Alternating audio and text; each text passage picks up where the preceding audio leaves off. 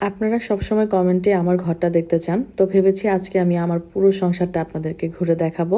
এর আগে আপনাদেরকে দুইটা স্কিন কেয়ার প্রোডাক্ট দেখাবো। বাদশা সিরাম, যেটার নাম দেওয়া হয়েছে উসুফি সিরাম। সিরামটা তো অনেকেই ব্যবহার করতে চান, কিন্তু আসল কিংবা নকল এটা আপনারা কেউই বুঝতে পারেন না। আমি এই উসুফি সিরামটা নিয়েছি নাথ শপ থেকে। আমি উপরে পেজটি মেনশন দিয়ে দিব, আপনারা যারা অর্ডার করতে চান নিয়ে নেবেন, খুবই বিশ্বস্ত। এমনকি আসল উসুফি সিরামটা পেয়ে যাবেন। আমার হাতের সাবানটি হচ্ছে premium saffron whitening god milk soap.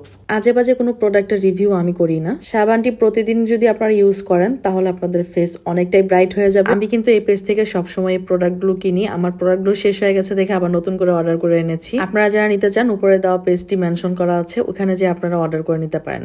দীর্ঘ কয়েকদিন আমার শ্বশুর বাড়িতে থেকে এসেছি। ঘর সংসারের অবস্থা খুবই খারাপ, সবকিছু গুছানো শুরু করলাম আজকে। এই কমফোর্টারটা আমাকে কিছুদিন আগে একটা পেজ থেকে পাঠিয়েছিল। আমার এখন এই মুহূর্তে মনে নেই পেজটির নাম। আমি ভাবছি যে নতুন বছর এসেছে, নতুন করে ঘরটাকে সাজাই, আর আপনাদেরকেও আজকে সাজানো ঘরটা দেখাবো।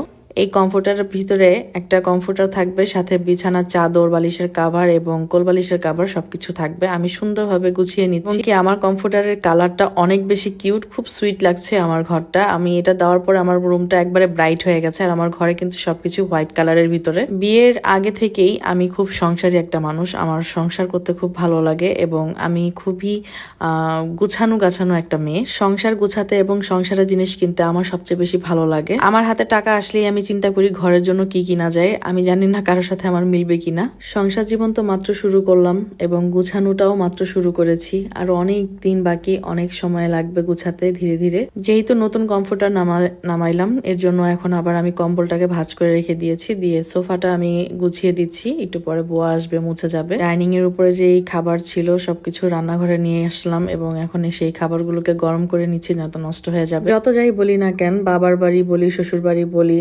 আমার না কোনো বাড়ি ভালো লাগে না। আমার এই নিজের সংসারটাই আমার কাছে খুব ভালো লাগে। আমার কাছে মনে হয় আমার সংসারে থাকবো, রান্না করব, গুছাবো, কাজ করব, খাবো, ঘুমাবো, খুব ভালো লাগে। মোট কথা আমার সংসার করতেই সবচেয়ে বেশি ভালো লাগে। তো কিছু প্লেট বাসন ছিল, সেগুলো আমি খুব সুন্দরভাবে ধুয়ে নিচ্ছি। আমার ঘরের ম্যাক্সিমাম কাজগুলো আমি একাই করি।